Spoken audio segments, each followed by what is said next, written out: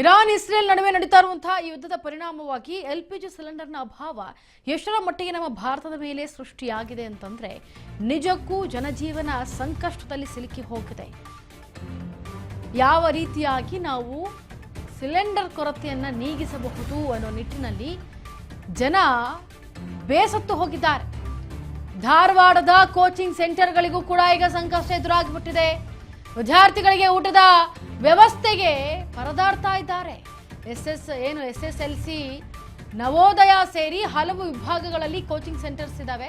ಅದಕ್ಕೆ ಸಂಬಂಧಪಟ್ಟಂತೆ ಈ ಕೋಚಿಂಗ್ ಕೇಂದ್ರಗಳಲ್ಲಿ ವಿದ್ಯಾರ್ಥಿಗಳ ಸಂಖ್ಯೆ ಇಳಿಸಿದ್ದಾರೆ ಮಾಲೀಕರು. ಗ್ಯಾಸ್ ಸಿಲಿಂಡರ್ ಇಲ್ಲ ಅಂತಾನೆ ಕೋಚಿಂಗ್ ಸೆಂಟರ್ ಅಲ್ಲಿ ವಿದ್ಯಾರ್ಥಿಗಳಿಗೆ ಶಿಕ್ಷಣ ಕೊಡೋದಕ್ಕೆ ಹಿಂದೆ ಮುಂದೆ ನೋಡ್ತಾ ಇದ್ದಾರೆ.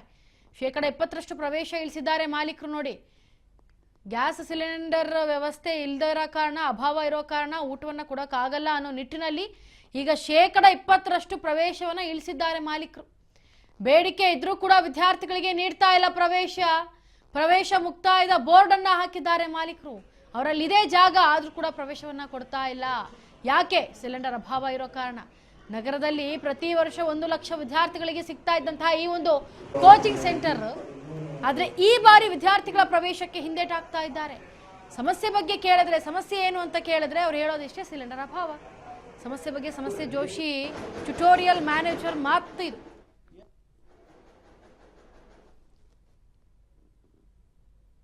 ನಂಗೆ ತಿಳಿದ ಹಾಗೆ ಈ ಹೈಸ್ಕೂಲ್ ಇರ್ಬೋದು, ಪ್ರೈಮರಿ ಇರ್ಬೋದು, ಕಾಂಪಿಟೇಟಿವ್ ಇರ್ಬೋದು, ಸ್ಪರ್ಧಾತ್ಮಕ ಎಕ್ಸಾಮ್ ಪ್ರಿಪರೇಷನ್ ಇರ್ಬೋದು, ಅದರ ತಕ್ಕಂಗೆ ಹಲವಾರು ಬೇಸಿಗೆ ಶಿಬಿರಗಳು ನೂರಾರು ಸಂಖ್ಯೆಗಳು ನಡೀತಾವ. ನನಗೊಂದು ಏನು ಬೇಜಾರಾಗ್ತದೆ ಅಂದರೆ, ಈ ಸಿಲಿಂಡರ್ ಅಭಾವದಿಂದ ಮಕ್ಕಳಿಗೆ ಪೌಷ್ಟಿಕ ಆಹಾರವನ್ನು ಕೊಡೋದಿರ್ಬೋದು ಅಥವಾ ಒಳ್ಳೆ ಗುಣಮಟ್ಟದ ಆಹಾರ ಕೊಡಬೇಕಂದ್ರೆ ನಮಗೆ LPG ಭಾಳ ಇಂಪಾರ್ಟೆಂಟ್. LPG ಪೂರೈಕೆ ಕಳೆದ 1 ತಿಂಗಳಿಂದ ಬಹುತೇಕ ಅಸ್ತವ್ಯಸ್ತ ಆಗ್ತಾ ಇದೆ.